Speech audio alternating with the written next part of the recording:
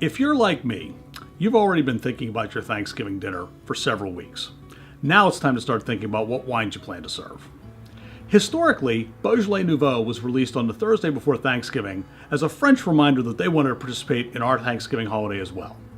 But the reality is, Beaujolais Nouveau for the last decade hasn't been a terribly interesting wine. And as a result, my features this week are the Anti-Beaujolais Beaujolais Nouveau features.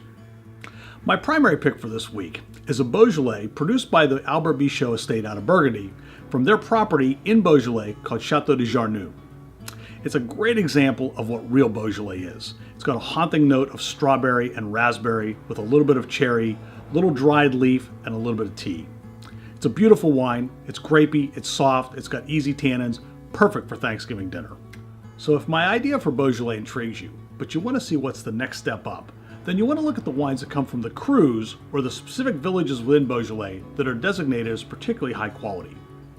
My next pick comes from the Côte de Brouilly in the southern end of the region, and it's made by a famous French winemaker named Nicole Chanrion. Her version is dense, it's rich, it's got great expression of fruit, it's got a lot more tannin than the first Beaujolais I talked about, but it's also got a lot more body and a lot more dimension as well. It's a wine that you could drink now, or you could cellar it for several years. It's also farmed organically, and it's made in a very minimalist method. Without a doubt, my favorite white wine to serve with Thanksgiving is Riesling. Now I know what you're thinking, most Riesling's sweet, but that's not the case at all. In fact, most Riesling around the world is dry. And a good case in point is this version I'm presenting from Australia, made by the historic Pikes Winery. The Hills and Valley Riesling by Pikes is the perfect reason why you should be serving Riesling for your Thanksgiving dinner.